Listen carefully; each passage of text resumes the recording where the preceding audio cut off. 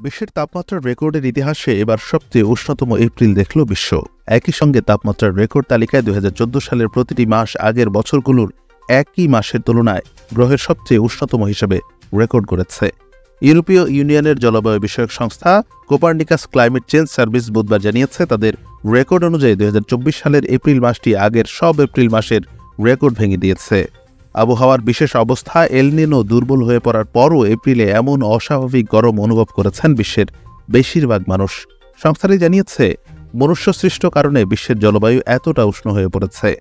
মাসিক বুলেটিনে জানা গেছে, 2024 সালের এপ্রিলে ভূপৃষ্ঠের উপরিভাগের বায়ুর গড় তাপমাত্রা 15.03 ডিগ্রি সেলসিয়াস বা 59.05 ডিগ্রি ফারেনহাইট দেখা গেছে। এই তাপমাত্রা 1991 সাল থেকে 2020 সাল পর্যন্ত এপ্রিলের গড় তাপমাত্রা থেকে 1.21 ডিগ্রি ফারেনহাইট বেশি। বৈশ্বিক এই উষ্ণতা বৃদ্ধির প্রধান কারণ হিসেবে বিজ্ঞানীরা জীবাশ্ম জ্বালানি পোড়ানোর ফলে নির্গমনকৃত গ্রিন হাউস গ্যাসকে দায়ী করেছে। তাছাড়া সাম্প্রতিক মাসগুলোতে জলবায়ুর এল নিনোর প্রভাবেও বৈশ্বিক তাপমাত্রা অনেকটা বেড়েছে।